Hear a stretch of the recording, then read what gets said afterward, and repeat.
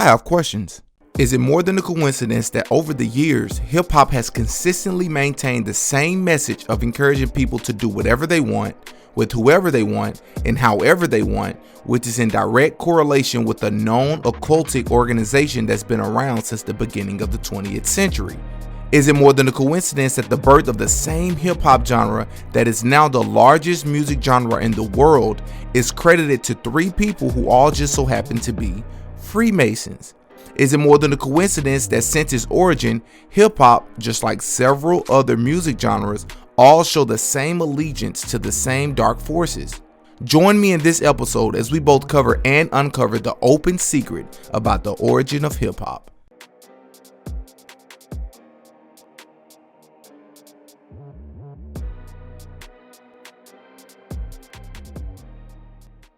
Peace.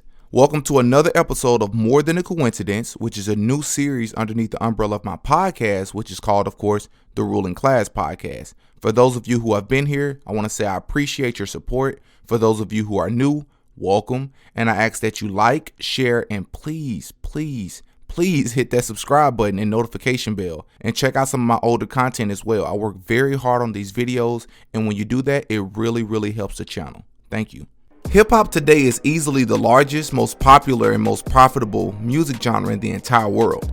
But it hasn't always been this way. In fact, the genre is relatively young compared to others, and when it first originated, many people did not think it would amount to be anything prominent or even last very long. Obviously, as we all know today, this is not the case at all. However, many people who are fans of hip-hop actually don't know how the genre originated. Three men are credited as the pioneers of hip-hop, that being DJ Kool Herc, Grandmaster Flash, and Afrika Bambaataa. The popularly shared story is that in 1973, DJ Kool Herc set up his turntables and introduced a technique at a South Bronx house party that would change the music as many people knew it. His ability to switch from record to record as well as isolate and repeat music breaks led to the discovery of the hip-hop genre. Grandmaster Flash would come later and study and learn from DJ Kool Herc's style and techniques. And Afrika Bambaataa, who is also from South Bronx, New York, would also pioneer and popularize the genre throughout the world with his breakbeat DJing, rapping, and producing. While all these things may be true, there are a few other things that are true as well. Hip-hop has been an outlet for many people over the years in forms of both creating and listening to. But what if I told you that the hip-hop movement did more than just create an outlet for people? What if I told you that hip-hop has been used as a means to glorify the very things that destroys families and communities while also profiting from it at the same time? That there was and has always been a much more darker and sinister agenda attached to the music genre that isn't just a coincidence. Many people don't even know that the three so-called pioneers of hip-hop are all Freemasons. Is that more than a coincidence? For the sake of this video though, let's take a look at, in my opinion, the most obvious ritualistic and occultic member, that being Afrika Bambaataa.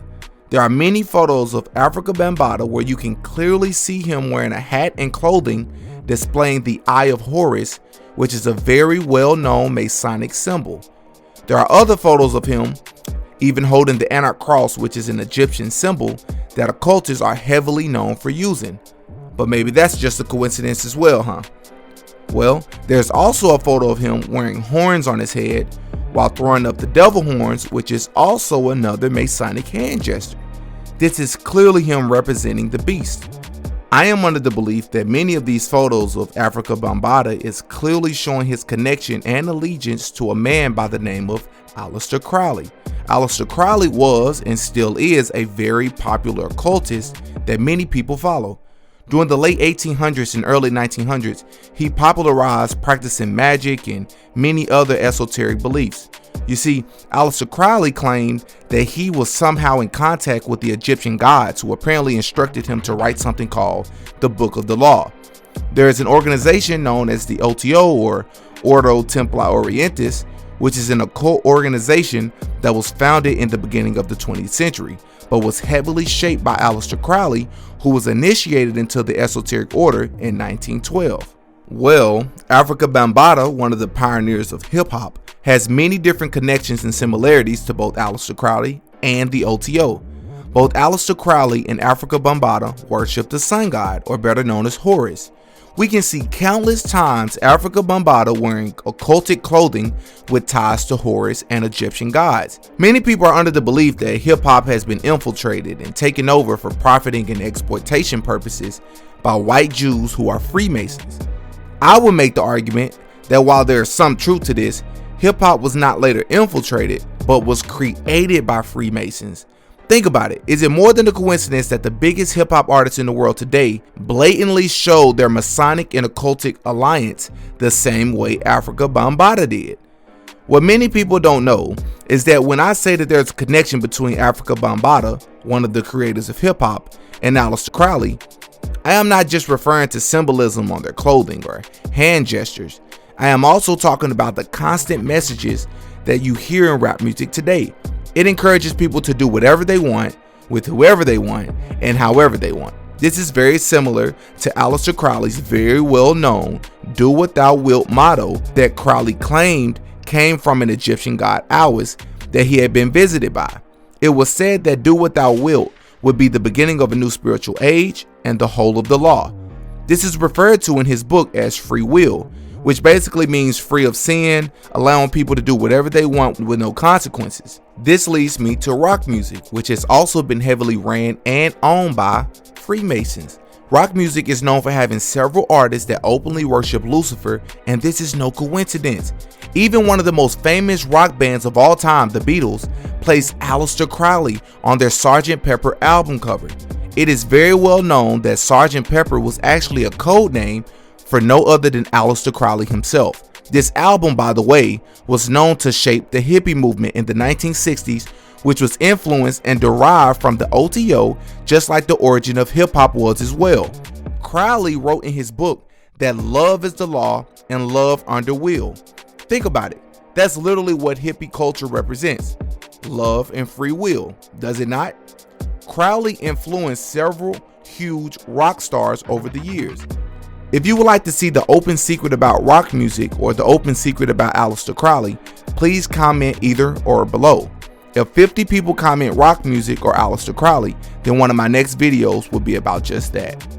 But back to hip hop. The "Do What Thou Wilt" has literally embodied several aspects of hip hop culture. There is no coincidence that there are no major artists supported by major record labels that strictly promote righteousness, the Holy Scriptures, and or Jesus Christ. Regardless of what you believe in, do you not find it suspicious at the very least that there are all these connections to dark and sinister rituals with very little balance elsewhere? I strongly believe that Afrika Bambaataa studied Aleister Crowley and the OTO and implemented those teachings and beliefs into the ingredients of what hip-hop was created as and has grown to become today. Many people listening or watching this right now may still not be convinced by the things that I've said within this video. Well, I'll take it a step further. Afrika Bambaataa and Aleister Crowley had something else in common too. They were both very sick and evil individuals when it came to children. Afrika Bambaataa has been accused by many people over the span of decades now of taking advantage of his position in hip-hop and doing some really sickening and foul things. There was an organization that Bambaataa created called the Zulu Nation that hosted rap events where different children in the neighborhood and surrounding areas would be invited to attend to participate in rap battles. Well, being that Bambaataa is considered as one of the godfathers of hip-hop, you can imagine how some of these children basically saw him as a god and were very impressionable.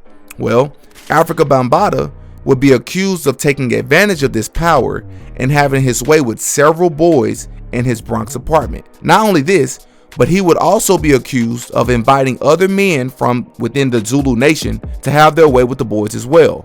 All of this is public information, by the way, and you can do your own research to verify everything I am saying in this video. In fact, there are two men in particular, Ronald Savage and Hassan Campbell, who have both come out publicly and basically claimed that Bambaataa did things to them as boys and other boys as well that I cannot say on YouTube due to their community guidelines.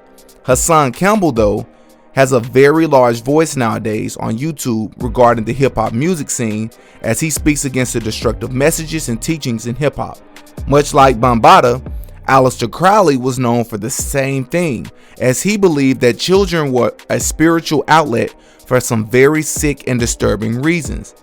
Those same demonic rituals that Crowley taught are the same ones that Bambaataa practiced, as he is also an occultist. Somehow, Bambaataa is and has been a free man, while no major artists or conglomerates have gone out of their way to speak about this or fight, to see justice for the little boys. Is this more than a coincidence? Aleister Crowley believed that once men were enlightened, they were as gods that could do whatever they wanted, free from any judgment from God. If you look at the origin of hip-hop up until the current hip-hop scene, is it just a coincidence that the consistent message in hip-hop is to do drugs and get money by any means necessary? Is it just a coincidence that the consistent message has been to fornicate and live life recklessly with very little structure or morals? Is it just a coincidence that all of these messages tie back to dark and sinister origins? I don't believe it is. Thank you for watching the video. Please subscribe, like, share, and comment who or what you'd like me to make a video on next. I believe it is not only my responsibility, but many others' responsibility to unapologetically raise awareness and speak truth to light to the best of our ability, despite how people may feel about it. If you notice evil and choose to not speak on it, please understand that this makes you a part of the problem and not the solution. Respectfully, there is no in between. All praise be to the Most High. The truth is all that there is, and that's not a coincidence. I have questions. Do you?